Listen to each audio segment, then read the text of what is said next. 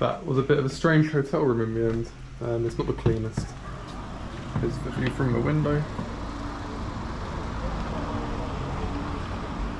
And I don't know if you can hear the guys hoovering outside, and that ends up waking me up quite early as well. It's not very early anymore, but that's what £60 gets you in Paris for a night. Here we are, Paris on a Monday. And we're heading to the Stade Yves Manoir, which hosted the 1938 World Cup Final and the 1924 and 24 Olympics. I think it was the main site for the 1924 Olympics, but the 2024 Olympics it wasn't the main site. Obviously, Stade de France was the main site. Luckily, where I went to the Olympics in 2024, I have a pass on my phone, and you get a metro train ticket for £2.55.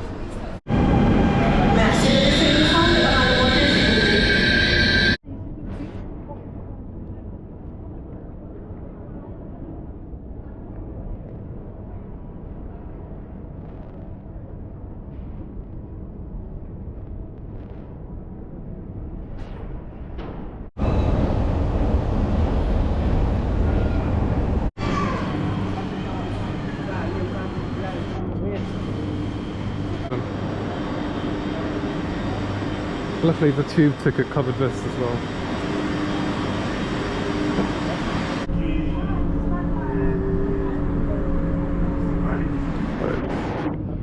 At the station. What's that?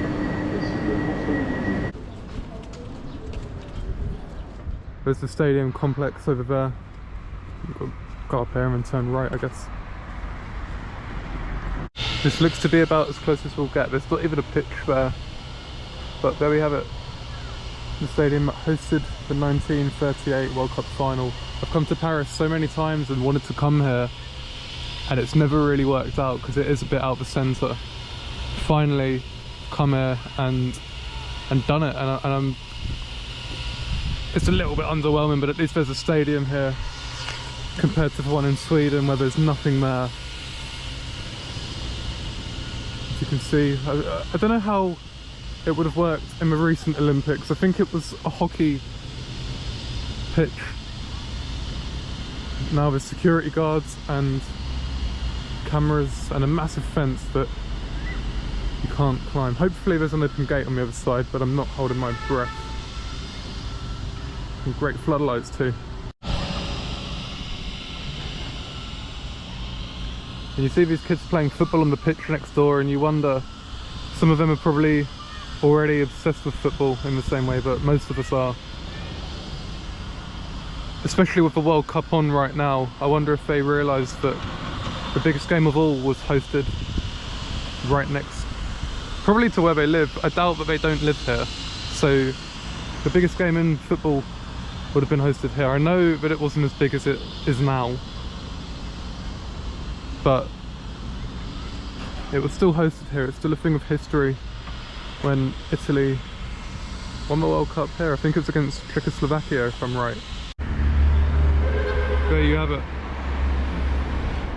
What an invention. It's 18 euros. 18 euros is mental. Right, so who did I get?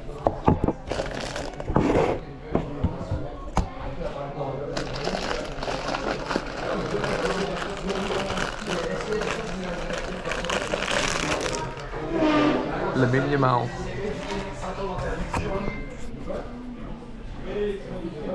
That might have to go straight on eBay, to be honest. That's odd. 13 minutes. I guess this is their equivalent of the overground, but it's still very nice architecture, as Paris is so famous for. I think this area is called Columbus. Can't say I've actually done loads of research on the area. It's more just I knew that the stadium was here.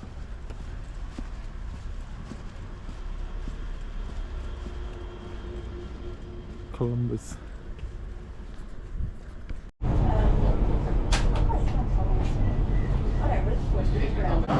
Back at Paris Saint-Lazare now to work out where to go next.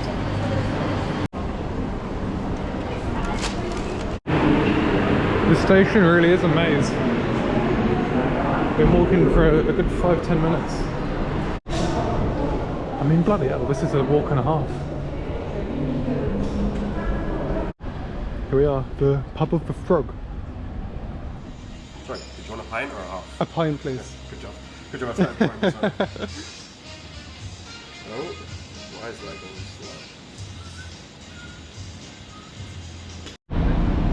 Here we are drinking the Frog beer on the streets of Paris.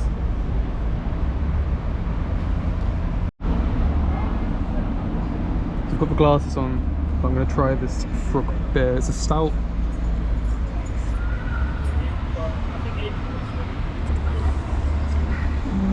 It's pretty nice. It's obviously not the best stout I've had, but yeah, very nice. €9.50. It's quite a bit. And there we have it, Trocadéro. The best view of the Eiffel Tower that you'll probably get. I've come here plenty of times before. It's always just cool. It's a shame that there's a lot of scams about, but don't let this take away from really what is one of the wonders of the world. And you can easily get a spot.